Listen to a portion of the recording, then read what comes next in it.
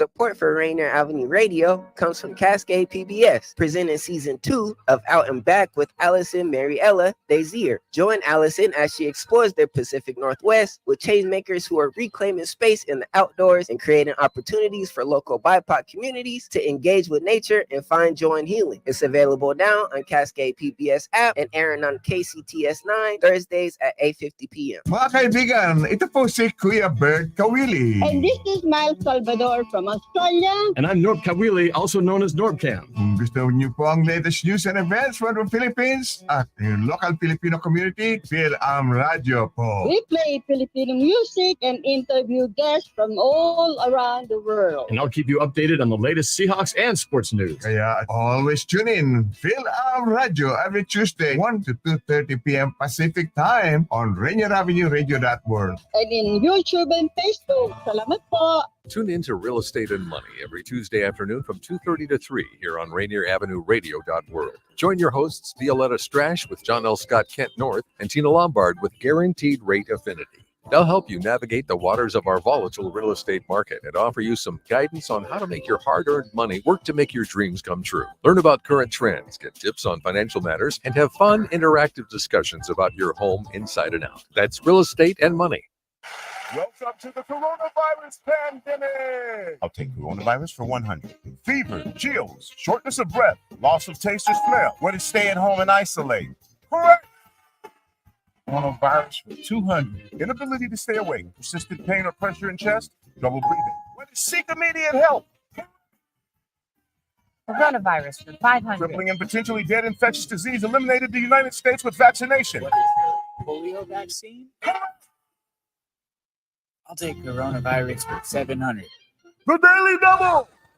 Should I take the coronavirus vaccine? Wait. Hold up. This is not a game. It's time for serious discussions.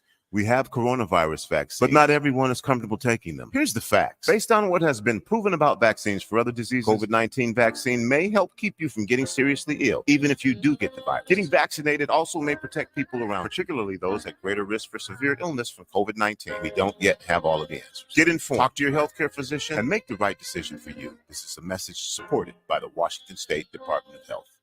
Here with the Rainier Avenue Radio traffic update. You can listen to us in your car 24/7 anytime by downloading the free TuneIn app. Once you do, search Rainier Avenue Radio. And remember, do not curse out your fellow drivers. This has been your Rainier Avenue Radio traffic update. It is 7-ish, and you know what time it is. It's time for LidLine Sports.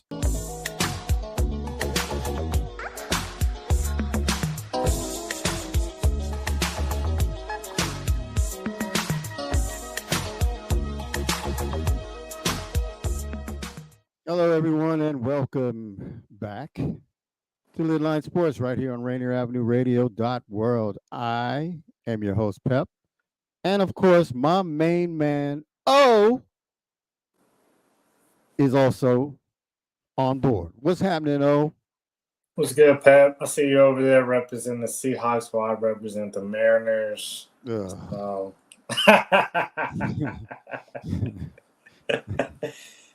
Already yeah, in the doghouse. Yeah, well, we will try and get to them. And, of course, we know that the Mariners are 10 games in, or actually game number 11 right now. And also the NBA is heating up into playoff mode. But, of course, we've got the NCAA Men's Championship going on right this very second.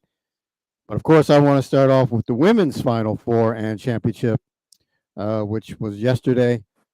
So congratulations to Dawn Staley and the South Carolina Gamecocks on their victory over the Iowa Hawkeyes.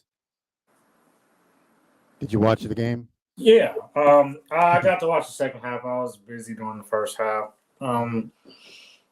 Dawn Staley, as a coach, it just wears off on her players. And, I made a point. I didn't get to see. I saw highlights, but, Iowa got up first at the end of the first quarter. Pretty solid lead. But you watching Dawn Staley on the sideline, super poised. There's no what's the word? just no panic at all. And there's no worry in her face. She stuck to her game plan, understanding that it's early in the game and this game is played 4 quarters. But I also think that wore off on the team. And you never saw any worry from South Carolina, even when Iowa got up. And unlike LSU, no shots at them, but they did a really good job guarding Caitlin Clark, making it really hard for her. I will take 30-plus points if she's going to take almost 30 shots to get that. I will take that any day of the week. That's how you do a good job of defending scores, is by you making them take tough shots over defenders, high volume shots, because you're not going to slow down, or you're not going to stop Caitlin Clark, I would say, completely. But this job is just to make it tough on her. And just like you see there, just picking her up, making sure somebody's in her face from full court and on. And I just thought they really did a good job guarding her and then answering defense or offensively and making shots. But we all knew that the goal of this game was to definitely stop Caitlin Clark and make the others beat you. And I thought that they did that. Yes. Before I get into yesterday's championship, I do want to touch a little bit on the Friday game between Iowa and UConn. Of course, the so-called controversial call that was made at the end of the game, where as a offensive foul was called on the screen. When I saw it live, of course, when you're watching it live, you're not looking at that, right? You're following the ball. So I didn't actually see it. So I was like, what the heck is the ref doing? So of course, once they went to the replay and I saw the replay, I was like, oh yeah, that was a legit foul. Interesting. It's probably going to be unpopular to say this, but it was the right call.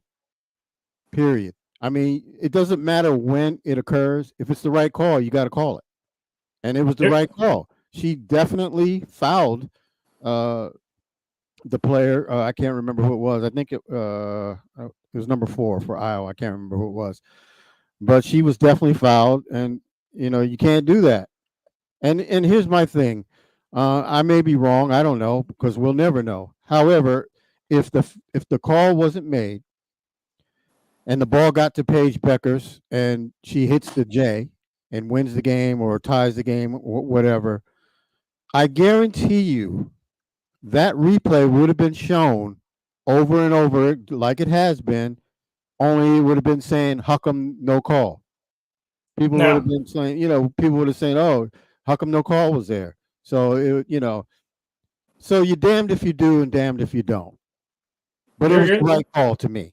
Yeah, and you know what? That my first thought when I saw it live, my first thought wasn't even about the foul, because yes, when you did show the replay, I thought I did so enough for it to call a foul. But my issue was with the play. There's 9 seconds left, and this may be the coach inside of me. That's, in my opinion, I'm not knocking Gino, elite Hall of Fame coach. I just thought in 9 seconds, that's too much action in 9 seconds. Because then you talk about getting the shot up. Okay, Pep, as being a coach, you're down 1. It's not a tie game. You're not down 2 or 3. I want multiple shots I want multiple attempts at possibly getting this. So You're telling me she's going to get a shot with 3 seconds left. That's it. It's either miss, win, or miss and lose, or win. I thought the re-screen, I just thought it was too much action. In those situations, in my opinion, Pep, you put the ball in your best player's hand, and it's either ISO or maybe one ball screen, and let's keep it moving. I thought it was I kind of almost lost it when I saw Paige Beckers even give it up to get the action. I'm like, whoa. There's only like 7 seconds left when this is happening.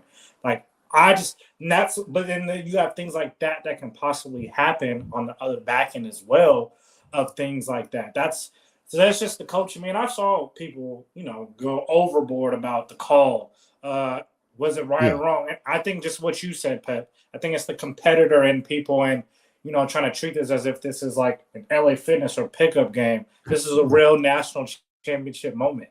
And it dwindles down if it's a foul or not. Not if it's enough to call a foul, or because it's a championship game and it's possession, you call a foul then and there.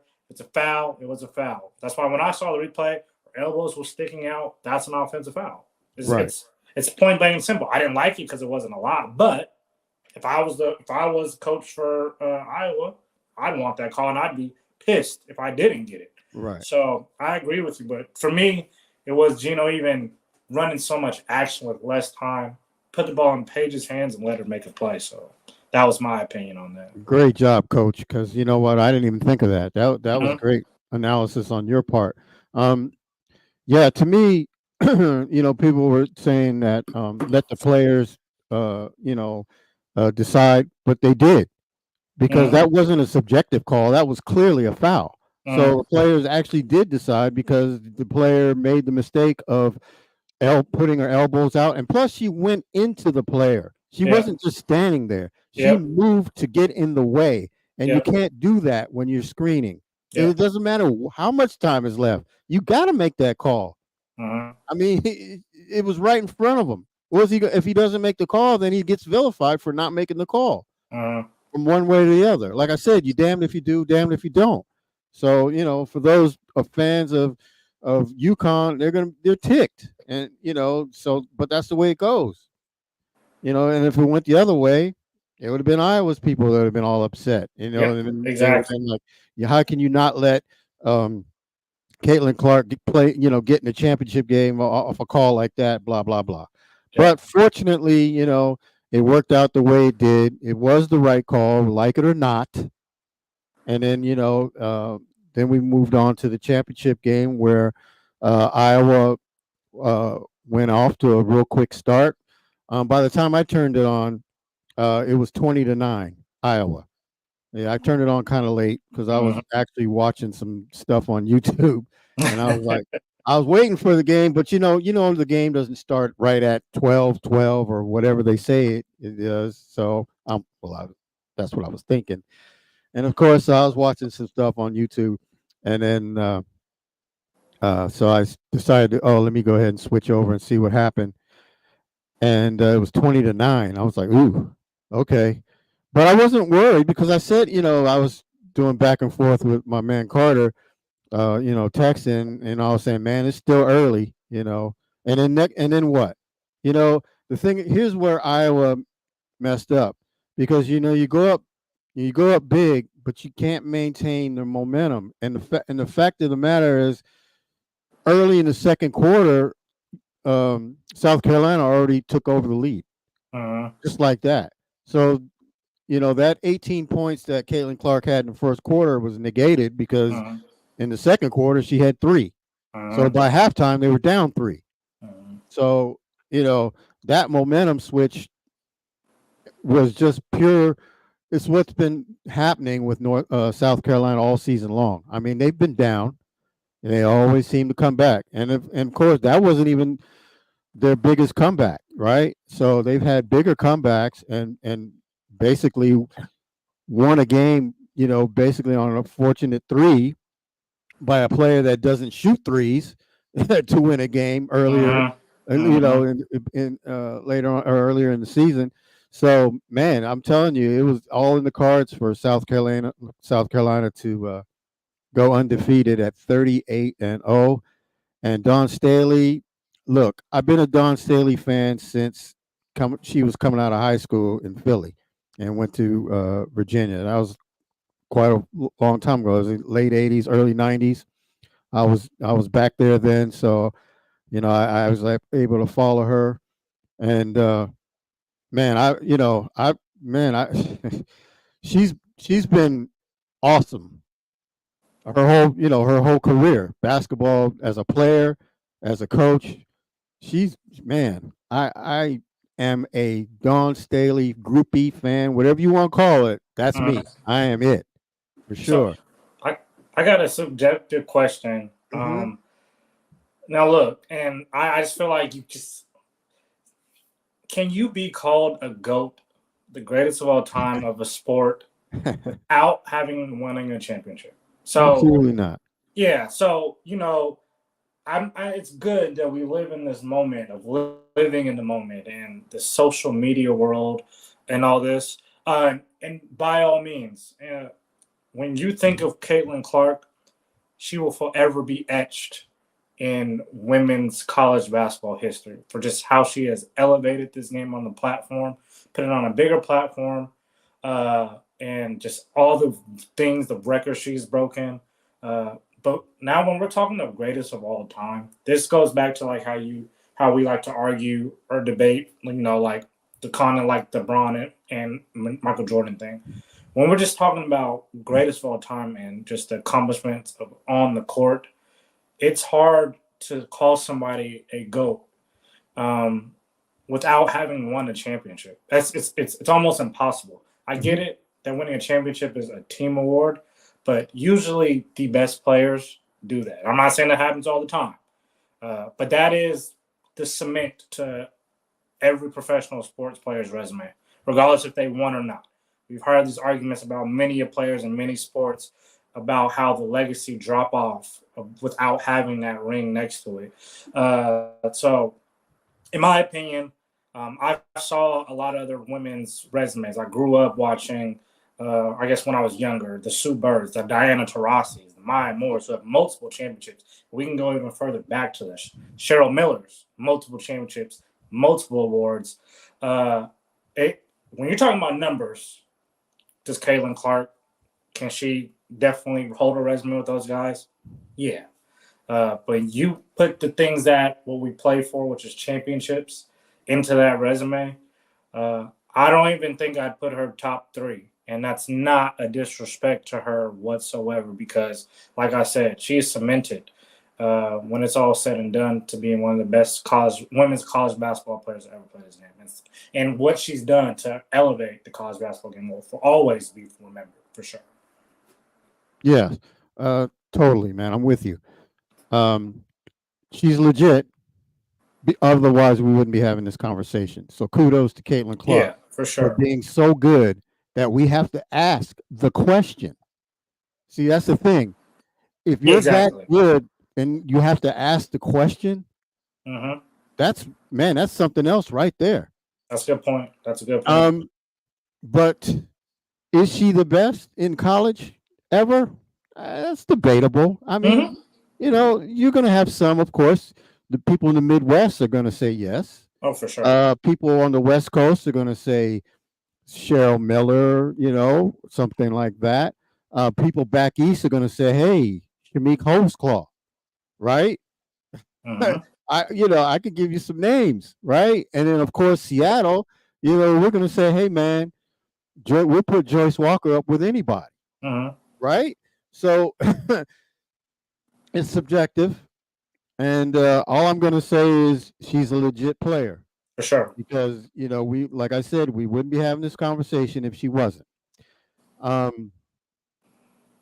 He will go into the WNBA and do very well, I'm hoping.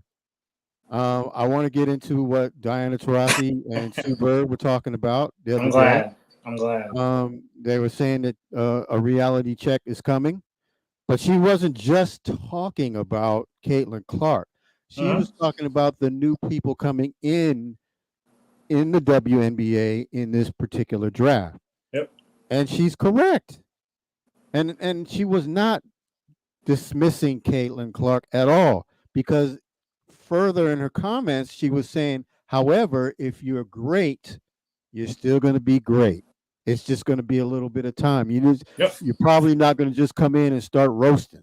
Now, not to say that it won't happen. It probably could. But Diana Taurasi is just trying to get people to realize that sometimes for some players, it's going to take a little time for them to get going. Case in point, Sabrina Ionescu. We were talking, she was coming out of Oregon. We had her pegged as, she's the next big thing. It took her a while to get it going for the New York Liberty and her play. Her first year was so-so. Second year was better. Her third year was even better. And I expect, to, continue on and so forth. So, hey, look, Caitlin Clark, she might be phenomenal right off the bat. And I suspect that she will because she's got that kind of game. But also, these women in the WNBA, these defenders, they can look, if she got locked up yesterday by what was her name? The one I forgot. can't think of it. Yeah, my apologies. But she got locked up after that first quarter. And so, look, what do you think is going to happen in the WNBA? I think people forget because once again we're now back to this, not taking women's basketball serious. And I think now that some of these girls are entering in the WNBA, the WNBA will be on a bigger platform. The girls in the WNBA are really good. Yes. And so just like you guys named a lot of players in the comments and you talking about Sabrina as well, Pep, it's going to be the same thing. The last person that I can remember just coming in and having a really good year, and even then, it wasn't her dominant self that you think. It was Maya Moore. I think she won MVP her first year in the WNBA. Man. And then on top of that too, because like I said, a lot of people don't know these guys or these girls and really understand their game of what they've done. Diana Taurasi is a dog. So when she said that, she was called the Kobe of the WNBA, right? She's a real competitor, and to ask what she thinks Sabrina is going to do in their first year. I mean, what'd you expect her to say? Did you just expect her to just say, or not Sabrina, Caitlin Clark? You just expect her to say that she's going to come in and just kill all of us and be the face? No. People want her spot. There's people who are waiting for her. There's women who are waiting for her in the WNBA. The WNBA is highly competitive, just like the NBA. It's no different. She is going to be playing against bulldogs, grown women every other night, just like all the other players do, and just like in the NBA. It is not going to be like a lot of casuals think that what she's doing now and what she's doing at Iowa, that she's about to just step on a WNBA floor and that's going to happen. No. You got to think of all the great WNBA players that came out even just over the last 10 years that are still in the league now. Combine all those together. She won't even be a top 5 WNBA player coming into the season. And to be respectful, she's not going to be top 10. And that's okay, though. But just like you said, though, too, because she is so great, there is chance that she will light the WNBA on fire. I'm not going to take that away from her. But, yeah, I'm not going to disrespect also the greats that are already there, too. And that's kind of what, Diana was saying, but also being humble about it and also, understanding that Caitlin Clark is a great basketball player herself. But we're here, and we've been doing this is basically what she's saying. So, yeah, I respected it. And for all the people who called Diana Taurasi a hater, I feel like if this was Braun or anybody in the men's side saying that about a young rookie coming in, they would agree. So I don't understand why there's also now hate coming from it. Like I said, I'm pretty sure she respects the hell out of everything that Caitlin Clark has done for women. Absolutely. Diana Taurasi. You're not my teammate. Yeah. You're against me. And that's how it should be. Yeah, Diana Taurasi was accurate. Mm-hmm. She was real. She wasn't sugarcoating. She was like, look, you're going to have a reality check when you come in here because I'm waiting on you, right? Mm-hmm. For one, much less a bunch of others. So, did Kobe Bryant not struggle when he first came in the league? Mm-hmm. He sure did. Yeah. Yeah. Look, Jordan was Jordan, but he wasn't Jordan until that playoffs the next year, right? He was good. He was good his first year, but he wasn't Jordan until he hit that playoffs win against Boston when he got 63. And that's just to your point as well. We're leaving the door open that we can see greatness in our first year. We're definitely not taking that away from her, saying that's not because as much as we've been gloating about her for the last 2-3 years for a reason. So we're definitely not taking that away from her as a player and what she possibly can do in the WNBA. But we're also not disrespecting and not forgetting who's already there. Like I said, we can sit up here and name names all day, Pep, of the girls that are already in the WNBA who have killed college or killing on this level. But yes, I'm not taking anything away from Caitlin. Yeah. She could very well be the face of the WNBA. We got one right here in Seattle. If you think Jewel Lloyd can't deal with her, please, you got something. Please, you got another thing coming. Because Drew Lloyd is one of those waiting on her. Come on over here. Exactly. Come And get some. people also forget too. It's like, they talk about, the range that she's going to bring to the game is different. It is different. Yeah. But Sabrina was like that too. So, I mean, it's not something that these women have not already seen. But I do think that aspect that she's going to bring to the game is going to be adjustment for defenders as well, because she has. How did Ionescu do against Steph in the 3-point? I mean, she almost beat him. Yeah, definitely, for sure. So and the fact that we spent all this time talking about the women's basketball, I love it. This is what we want. Yep. This is what they've been trying to get to, and here we are, continuously talking about women's basketball through the first half of this show, and I think this is a great thing. So hats off to women's college basketball. They're doing great things, and I hope they continue. I'm waiting for the next whoever. I don't like to say the next this or that person, because I think the next star should be their own whatever. I don't like to hear the next Jordan, the next LeBron, the next Kareem, the next Taurasi, the next Bird. I hate that.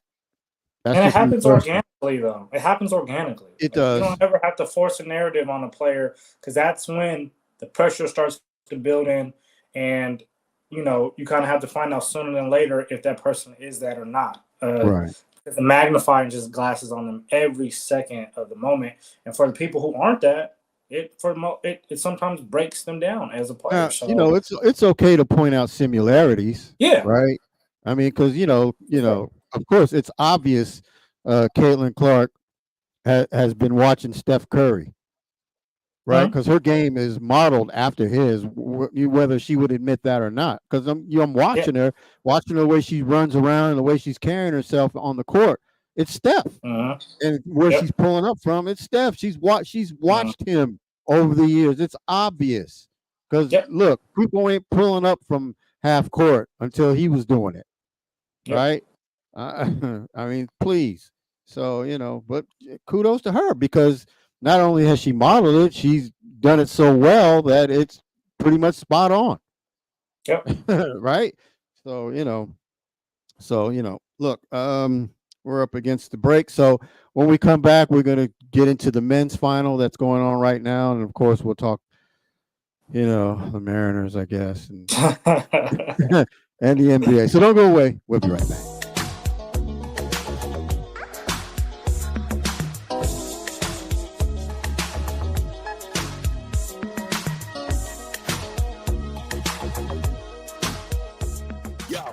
Rainier Avenue.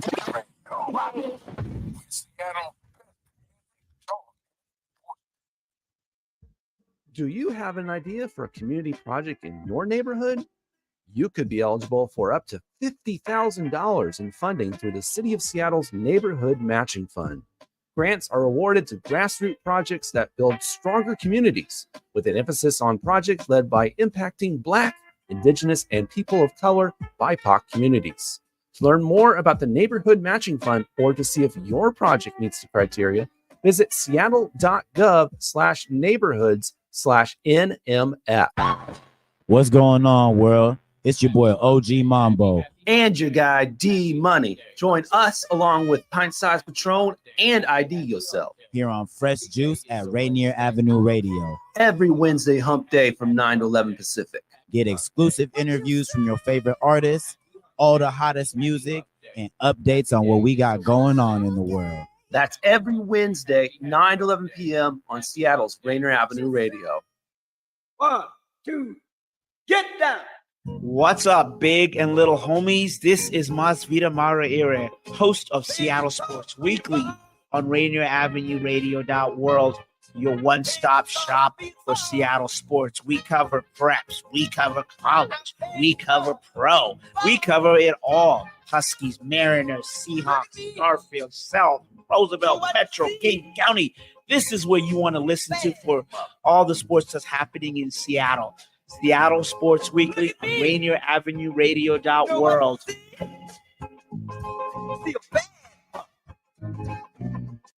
We need your help finding community members to help shape the future of your utilities and the environment. we have two exciting opportunities for the public to work with Seattle Public Utilities, the Customer Review Panel, CRP, and the Solid Waste Advisory Committee, SWAC. CRP and SWAC are looking for new members to contribute expertise and passion to help improve utility services and advance our commitment to environmental stewardship and social justice. Applications can be found at seattle.gov/utilities/community-advisory-recruitment. Hey, can you run that back? Applications can be found at seattle.gov/utilities/community-advisory-recruitment. Thank you. Application deadline for both opportunities is Tuesday, April 23rd. This is Paul Pearson, host of Star Time. And when I'm not being reprimanded by traffic cops, I'm listening to Rainier Avenue Radio.world.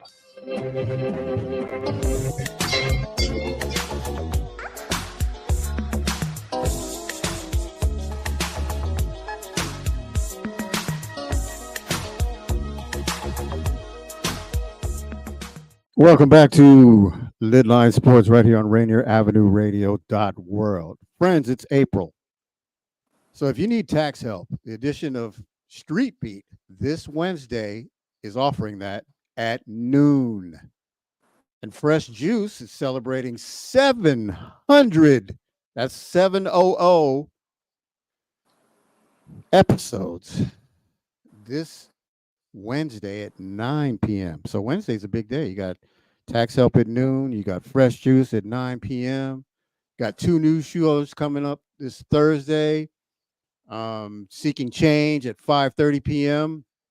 on homelessness, and Center of Voices at 8 p.m. So we got some big shows coming up. And of course, the end of April, the 22nd through the 28th, we've got Earth Deserves More Than a Day. So don't forget all of that. And of course, don't forget us, your favorite sports show on Monday nights. LidLine Sports. Oh, right now we're going to start the second half of the show, and they're about to start the second half of the men's championship, which UConn is up 36-30. What have you seen so far, and what do you like, and what do you don't like? Yeah, for me, Zach Edey's doing his job. So I didn't notice. And hopefully this doesn't backfire, but I feel like this is going to be a game where you see Purdue give just every chance that they got, and they're going to die out. And I think the last maybe 5 minutes of this game. UConn is just too well balanced of offense. They're so driven right now on Purdue's so driven right now on Zach Edey. I don't know if you've been watching. I think maybe by the 7 minute mark. Yeah, I've been watching since we started the show, bro. Okay. Well, I guess before I came to the show, he looked gassed, and they had to get him out for a second. And I know he's logged in heavy minutes in this tournament. He's getting help from guard Braden Smith, but besides that, though, there's nobody giving them anything on offense, and you're not going to beat a UConn team with just Zach Edey. It's just not going to happen. Yeah, Purdue's got to be able to knock down some shots from the perimeter, specifically to the three, to keep them honest. Zach Edey can do his part, but look, Klingon ain't no joke, right? No. He ain't no slouch. So if he can slow down Edey, Purdue better start hitting some shots, or they're going to be in big trouble. And that's the problem. They've only taken 2 3-pointers all game, and this was a team that Matt Painter went, and after losing last year, they went and got shooters to surround Zach Edey. But the problem is, just like you said, they got Klingon. They don't need to go double team. They will trust Klingon to guard him one-on-one, and they will live with the results. And Zach Edey is a really good player. He's going to get his. But the problem is, just like every other team that Purdue's been pretty much seen all season, they're doubling. These guys aren't doubling. So if they're going to live with Zach Edey and die with Zach Edey, you got to get stops then. And you got to slow this game down. Yep. Right now, they're not doing that. Purdue, you're shooting almost 50% from in the first half. But a lot of guys are, finding shots. Newton's gotten going, Spencer's gotten going, Klingen's chipping in, Mhm. Yara off the bench. So the Purdue is going to have to match that, or they're going to need to get stops if they're going to live and die with Zach Edey, because they're not doubling. Those shooters aren't going to just get wide open shots like they've been getting all season. Yeah, and I've seen the last 2 shots from Edey inside. He's been contested, and they're not fouling him. Mm-hmm. So, Purdue's going to have to start. They're going to have to start hitting some jump shots, or they're going to be in trouble. They got a nice layup there, so that helps. They're down 7, 39-32 for those that might not be watching right now. UConn is up 39-32 early in the second half. So, yeah, and I expected this game to go down to the wire. We've got the two best teams in college basketball, 2 number 1 seeds. We had 2 number 1 seeds in the women's. So this has been a very good tournament as far as the number 1 seeds are concerned. Usually, 1 or 2 or 3 are knocked out. Sometimes all of them are knocked out, right? But these 4 seeds, combining the women and the men's, have been good, and it's been yesterday's game was good, and this one is turning to be pretty good as well, even though UConn is starting to open it up a little bit, up by 9. Is this what we predicted, Pep? We both predicted UConn, Purdue? I took Purdue because you took UConn, but I'm saying we both predicted this championship, though, right? Yes, Okay. yes, we did. Mm-hmm. Yeah, we both said that this was going to be the matchup. Mm-hmm. So, kudos to us. Didn't we have some other college basketball news today? Yes. You can go ahead and break it. Yeah. Long time Kentucky head coach John Calipari is decided to leave Kentucky in a shocker and sign with the University of Arkansas. Same SEC. Right. Just different team, and I'm gonna say it wasn't super surprising, but I guess it was a tad bit of a shocker because we talked about this after they lost, about the rumblings of possibly him being out in Kentucky. Right. He went to go sit down with the AD. Came out that he's going to be the coach next year, but in my opinion, though, Pep, I think that this was mutual in a sense of, when they had that meeting, it was a meeting of, pretty much, you're going to be back. We want you back for next year. But we're going to let you know, because of this last 4 or 5 years, where you're going to be on the hot seat, and we need to get things done. But I also think they gave John Calipari the okay that if somebody wants to come knock on your door, we'll give you the okay if you think that there's something else out there for you. And I think John Calipari understood that in the back of his head that I don't think there was more else that he can do at Kentucky. Now, yes, is the platform probably much bigger at Kentucky than it is Arkansas for basketball? Yeah. But one thing that John Calipari has, made his niche in this college basketball world, he's going to get players. So that's not anything that is going to have to worry. What's going to have to happen now is John Calipari has to find a way to have the fans forget these last 4 years, and he now needs to find ways to win. It can't just be about getting players and getting them to the NBA. Not in today's era, because now there's the NIL. Now there's the transfer portal. You have ways of going to find other players, and it can't just be one and dones. You got to brighten up your horizons of players you're going to go get, because you got to start winning again. 1 national championship at Kentucky.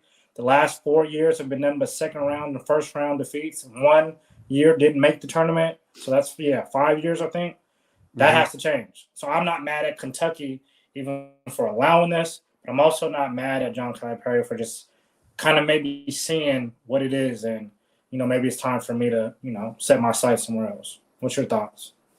Oh, are you in construction? Because you nailed all of that. Thank you.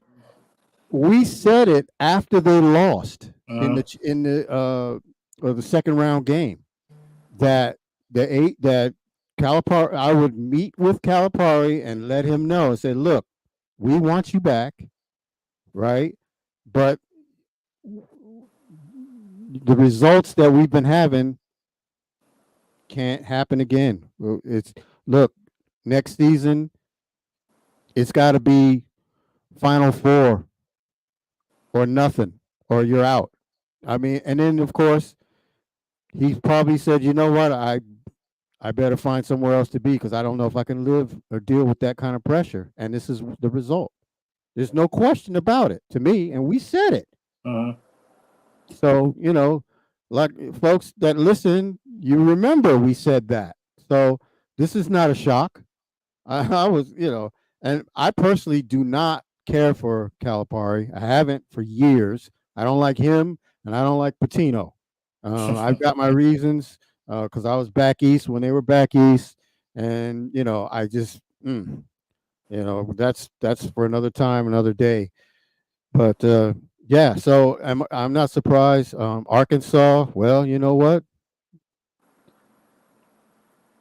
I'm not gonna like them anymore. I mean, you know, look, I ain't gonna like anywhere he goes or Patino or whatever. Look, if he even came here, I wouldn't like it. I'm not gonna lie. I was like, nope, not dealing with you, buddy. Sorry. I think anyway. So that's it. That's that. Okay, he's going to Arkansas. Good for them. Whatever. Kentucky, you know, I don't know who you're going to get, but you could probably get. I mean, there's coaches out there, you know, saliving to get, you know, drooling to get to Kentucky for sure. So they're going to have no trouble getting whoever they want, just like Alabama had no trouble getting whoever they wanted in college football. Yep. You know, it just came at our expense, unfortunately. We don't have to worry about that this time because I don't think they're going to go after Danny Sprinkle. So I don't think we're going to be concerned about that. So yeah. The names I've been hearing early on is Billy Donovan from the Chicago Bulls, Dan Hurley from UConn. I hope not. I like Dan Hurley. I hope not too. I think, you know, at some point it can't be all about money, in my opinion. And plus, Dan Hurley's, you're already at a blue blood school. Exactly. I mean, to me, that's a lateral move. Why and it's not necessary. You're already at a blue blood school. You can get players, and you're winning championships. I was going to say, you get players, but he can't win championships. So what does that tell you? How he is as a coach? Yeah, you win this year. That's 2 in a row. Just like you said, a blue blood school. What other platform? What bigger platform do you need? The only thing that I can see is, I mean, you're playing in the SEC, which is a better conference, but not by much. The Big East is a really good basketball conference. So, absolutely. There's no need for him to go there. Yeah. Look, if they're playing with millions of dollars, I can't blame him, of course. Yeah, for sure. Can't blame him. I mean, because you want to do what you can do, what's best for your family and, you know, and legacy. So heck yeah. But I hope he stays at UConn. Yeah, me too. Yeah. And then the last I heard was Nate Oates and Jay Wright, but I also did see over the last couple hours that they're fully committed to what they're doing. Right. So it's gonna be interesting to see what happens with that Kentucky job. Yeah. All right, cool. So right now the game is going on. It's 43-34, 45-34 now. UConn, so it looks like they're taking control. All right. Look, we're 10 games. The Mariners are 10 games. At the start of the show, they were 10 games in on the season. They sit at 4-6, probably 4-7 now. I'm sure the game with Toronto's over. Yep. I haven't checked the score yet, but they were down 4-0. Huh? 5-2. Yeah. So, you know, at 4-7. So I know people are going to say, oh, no need to panic, blah, blah, blah. But look, this is the same movie we've been seeing year after year. Slow starts in April. And then, you know, for the most part, out of it most of the time. Just the last couple of years, they've shown, you know, they've given us some excitement, some playoff hope, blah, blah, blah. But basically, it's the same old crap. And I expect no different. Castillo is an ace. He ain't no ace to me. He's 0-3. 0-3. I don't know any ace that's going to be over. None. And And then of course Kirby was 1-1. He had a pretty good first game, but of course in that game he started slow, right? And then when he recovered, he started slow against the Guardians last week and got hammered. He got hammered. Yeah, man. Yeah. He got So hammered. that's not good. And I'm sure he pitches tomorrow. So yeah. So if they lose again tomorrow with your top two pitchers doing nothing, can't get a win, what are you looking at? Pep, so we talked earlier before the season started, and I told you that the excitement was starting to creep in. But I'm glad I kind of held even keel, because this is exactly why. The season is going exactly as planned, in my opinion. Yes. And so there's no reason to be mad at the Mariners or this team, or be disappointed. This is exactly who we thought that they were going to be. And it's early, yeah. But you know what alarms me the most about being 4-7? They're top 5 in run differential, or bottom 5 in run differential. Minus 24 already. That's worse than the Oakland A's. So that means you're giving up runs and you're not scoring. So now, all this talking, which I think we had this talk, Pep and I said, I kind of worried me all offseason, the Mariners hearing about how they have this top 5 pitching rotation all offseason.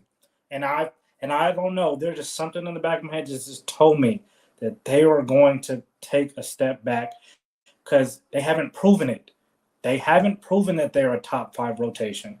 To be calling them top 5 rotations, kind of based off of potential, and a lot, especially with Logan Gilbert and George Kirby being 2 young studs, you kind of catapulted them thinking that they're going to take this next step. And I just don't know if they're ready for that yet. And it's showing already early on. So now you don't have bats, but now you can't. Your starters, not even your bullpen, it's your starters giving up runs. That's just a catastrophe for not having a good season to begin. So like I said, I mean, you can say, oh, well, they're doing better than Houston, who's 3-7, and they're not far off. Like I said, that number that's alarming me is the minus 24 run differential. That'll keep getting worse and worse if nothing is fixed. And we talked about trade deadline and all that. We can forget all about that. I just don't think that front office has much urgency when it comes to this season. So recouping money and I guess making money is going to be the goal for them this season. And then, I don't know, maybe next year you'll start to see some roster moves being made. But the front office set the tone this offseason by not making any moves and getting rid of good players. Strikes out a lot, hitters. But once again, our power hitters told me everything. So there's nothing to be surprised about. I'm still going to a game because they're fun to go to. But I'm not expecting the Mariners to compete down the stretch in this pennant race this year. Yeah, I've got 3 games slated to go to, so I'm going to go. And unlike you, I am mad because they are doing what I expected them to do, and that's what makes me mad because it's the same, man. It's the same thing over and over, and it's just so frustrating, And then I'm hearing the same crap from the manager, and it's crap. It's the same stuff over and over and over, right? And then they're the only team in the major leagues that developed a offense or hired a offensive coordinator. How's that working out? I mean, seriously, and they can't score. Nope. They can't stop the other team from scoring. Yep. I'm so sick of service at the post game, talking about like the other night, the other day I was on my walk and I was listening to the Guardians pulverize the Mariners 8-0. And so after the game, Scott Service was talking about, well, Pete, their lineup is tough. They're hard to strike out. I'm like, really? Why are they hard to strike out and we aren't? We're in the major league. This is MLB, man. They're in the major leagues. Why are we easy to strike out? And why is the other team not so easy to strike out? Last I checked, Cleveland didn't make the playoffs last season. Last I checked, Boston was in last place in the East last year. And they came up here and ran all over the Mariners, even though the Mariners split with them. But a split at home against a team with a mediocre pitching staff, that doesn't bode well. And then Cleveland came in here and whooped us 2 out of 3 times. And now they got smacked around in Milwaukee 2 out of 3 times. Right? So, and then now they just lost today. And I'm sure, tomorrow, if they don't win, that's another series. They haven't won a series. Yeah, and if you're they're 0 for the season and win in a series. They're just waiting Come on, to play. man. They're just waiting to play Oakland, Pep. I don't know what else to say. They might not beat them because Oakland just smacked around the Tigers. Yeah, I saw that, but Yeah. I don't know why. That's the only team that the Mariners want to show they're so superior to, and then also when Houston comes into town. Well, look, the Cubs come in this weekend, right? And the Cubs just smoked the Dodgers a couple times. Yep. Oh, So- they're off. Their April is a really tough April for them. The only teams that are kind of somewhat subpar that they play are the Rockies. Everybody else are pretty solid teams. The Cubs, the Reds, Rockies, Rangers, Diamondbacks, Braves. Yeah. Well, I just looked at the box score earlier, and the Reds was beating up the Brewers, who we couldn't touch. So man, come on. That's really now just looking at that April. It's gonna be really disheartening to see these guys get off to a really slow start. These guys need to compete, and it needs to happen now. But yeah, I don't. Scott Servers, Jerry DiPoto. I don't know. I don't know who to blame more. I feel like Scott Servers is just DiPoto's puppet at this point. Yeah, you know who we don't talk about? The general manager, Justin Hollander. What does he do? Yeah. What is his job? Because apparently he isn't even hardly a voice. He rarely gets an interview.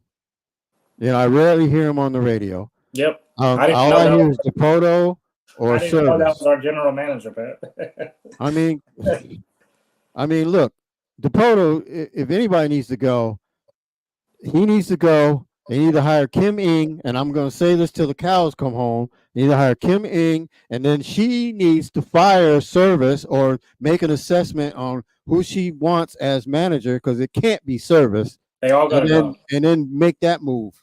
They all got to go. And then give notice to Hollander and say, look, man, you need to do your GM job. I'm not here to do your job. That would DiPoto I'm not DiPoto. You're supposed to be doing the general manager duties, not DiPoto. He's president of baseball operations, but he's doing Justin Hollander's work. Look, I mean, this is almost just like the situation when you fire one guy or two, everybody has to go. It's time to start over. You got a young superstar that needs to be built around right now. So all of them have to go, in my opinion. I don't want to see any of them.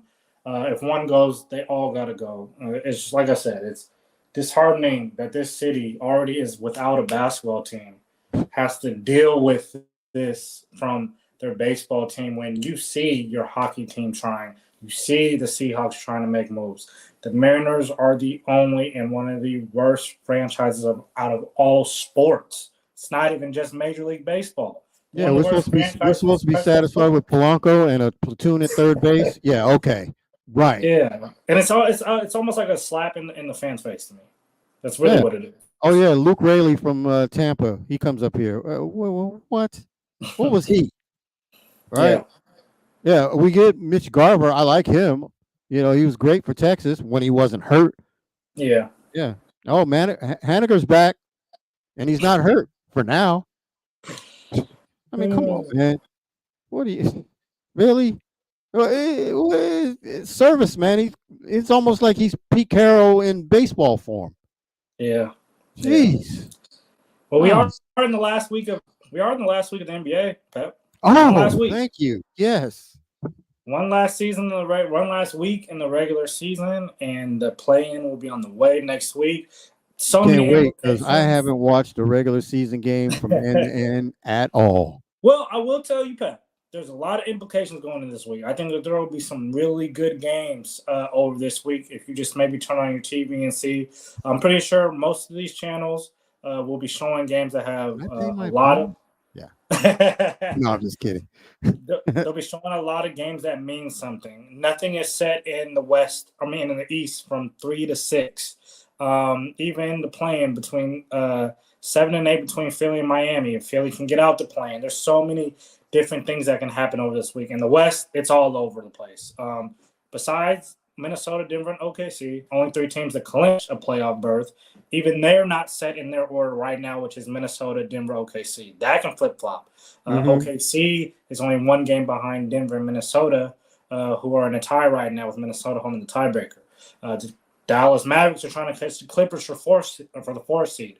The Phoenix Suns are holding on for the 6th spot by a strand of hair, with the Pelicans, Sac, and even possibly the Lakers breathing right down their neck.